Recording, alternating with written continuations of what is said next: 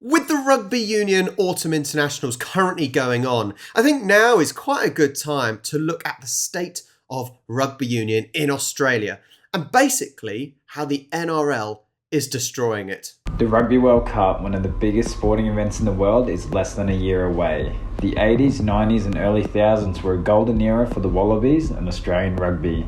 In the last decade, the Wallabies have slowly dropped down the world rankings and are currently sitting in a record low of 9th. As of today, the Wallabies are currently in 8th. Still, not bad considering rugby union at this present point is probably fourth main sport. AFL, NRL, Aussie Rules, Rugby League, Cricket, Rugby Union.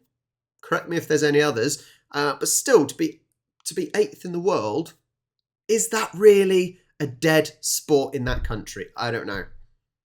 As Australian rugby has crumbled, the Wallabies have continued to struggle. At an international level, we are seeing empty seats and disappointed fans. The average crowd attendance in 2015 was higher than the game with the highest attendance this year. But what caused this absolute capitulation? Besides the fact SANZAAR does not support content creators and don't realise that this is actually promoting the game on YouTube and building interest, well, a variety of monumental fuck-ups. Can I just highlight this? He says that basically clips for rugby union in Australia, it's very difficult. You know, like this, you get copyrights for doing it. As I was talking about a YouTuber myself, and I have tried doing NRL videos because I want to learn more, I want to watch it. However, I find NRL really, really difficult to use any clips and not get copyrighted. Pretty much every time I've tried doing NRL clips, it's been copyrighted. So I don't think this is just an issue for rugby union. It is NRL as well. And granted, I'm trying to add extra content, add my own opinion and change what the original is. It is stupid that these broadcasters or Rugby Australia, Rugby League Australia aren't saying that we're just trying to promote their sport, because that's what it is. That is what it is.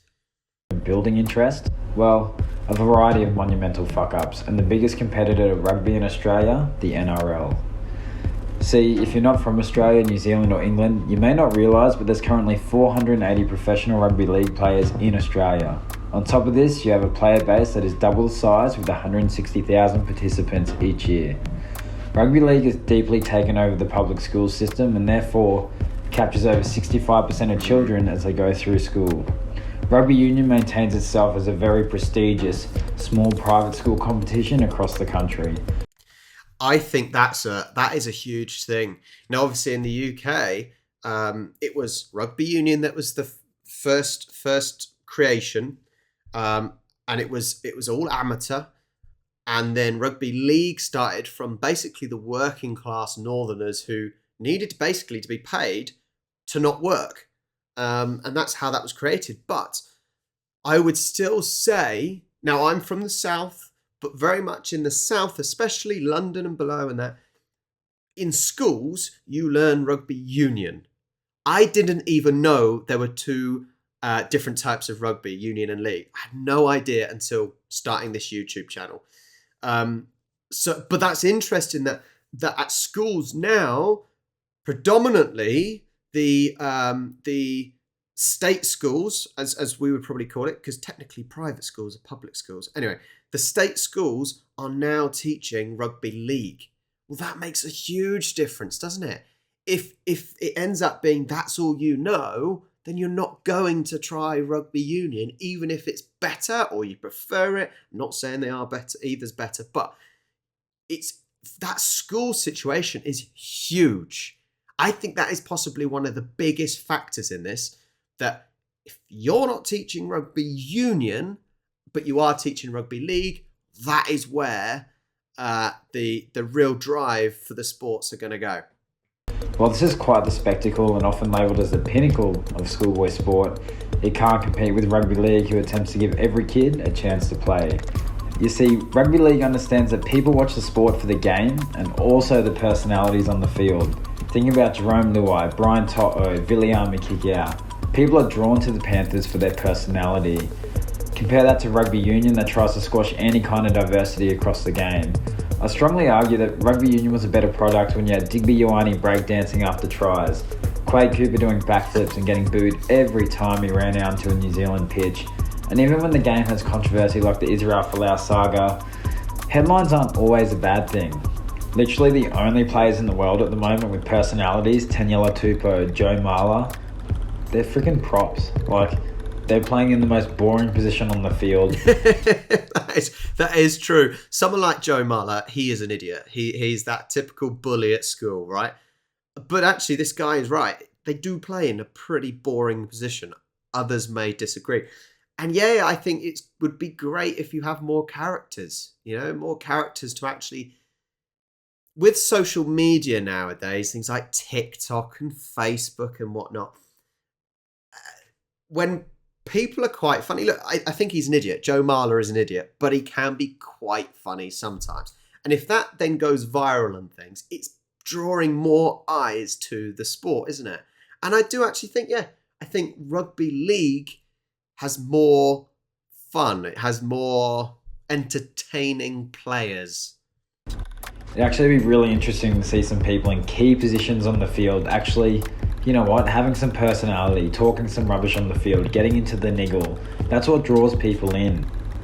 Another huge issue at the moment is, rugby league understand that giving away tickets to their local clubs and schools not only promote the game to those in attendance, but also make it a hell of a lot better to watch on TV. And since COVID disrupted Super Rugby, the Australian Super Rugby teams have never really recovered. Many fans are feeling a loose connection to their teams, and the quality on TV just doesn't seem to be there. I can completely agree. Look at COVID times with the Premier League, for example. I struggled to watch because it was an empty stadium. It was like watching a training match when it was the Premier League. And then when all the fans came back and you had every stadium was pretty much full, it was a completely different game. It was mad to think that you're watching the same thing, but you're not watching the same thing. It's bizarre. And to be fair, rugby union over here, it doesn't get good at the club level. Rugby union does not get very good. When we went to St. Patrick's Day celebration, London Irish versus Northampton, it was a record attendance of about 15,000. The stadium could hold almost double that.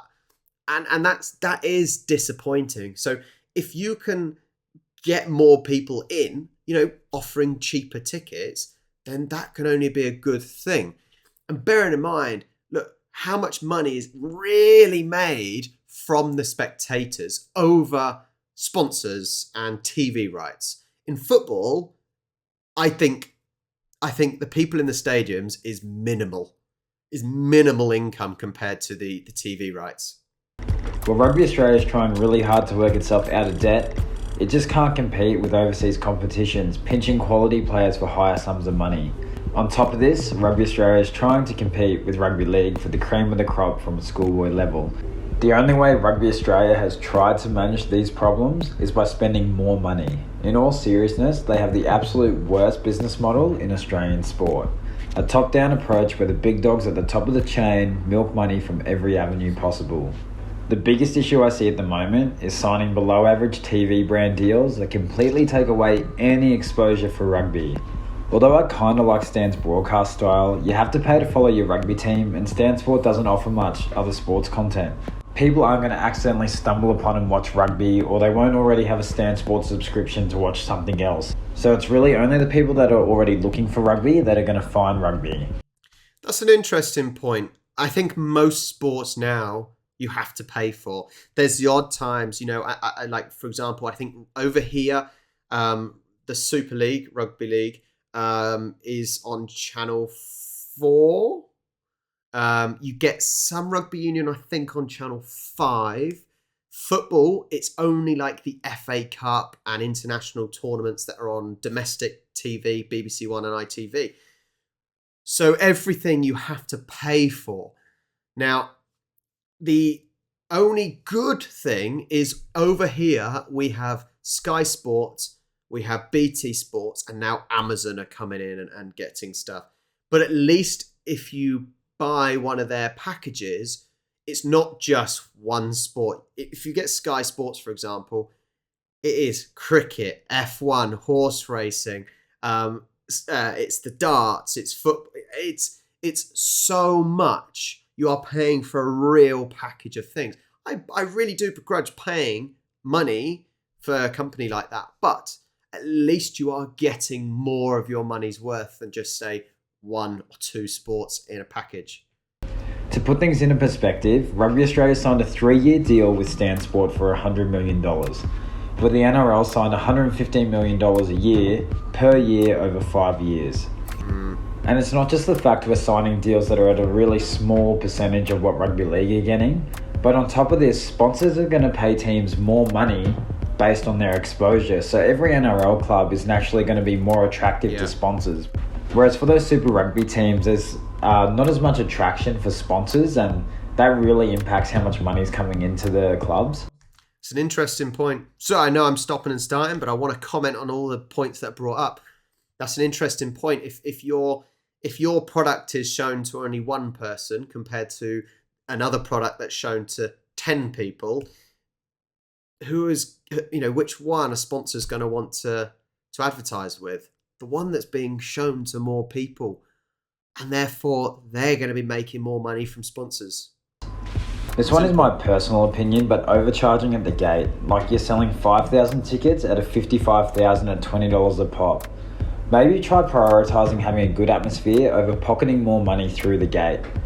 The greater the spectacle, the more people want to be at the game, then you should start bumping up the ticket cost. But at the moment, while the game's in a really rough patch, make it really accessible for children, adults, anyone to come and watch the game. And finally, probably the biggest G up of the lot, hitting up local rugby clubs for sums of money to bolster the local Super Rugby franchise. Let me elaborate. Yes, for your local rugby team to play competitions, they need to pay a fee to the governing body based on every team they have. So where do the rugby clubs get this money from? Outrageously high fees for everyone participating. Is that not the same for all clubs? I know in football, for example, even at grassroots level, you pay your local league or you pay your local county FA a set amount of money to participate. I don't understand this one. Yikes. But can rugby union in Australia be saved? I don't think so. I hope this doesn't sound like a rant. I just really love rugby and something has to change. NRL has managed to financially outplay Rugby Australia over the last few decades and promote the game with a long-term strategic plan. Rugby Australia and the Wallabies need a miracle, like winning the Rugby World Cup, which, let's face it, it's incredibly unlikely as we're sitting in 9th, but the game is on its last legs here. This channel won't be dedicated. Stop it there.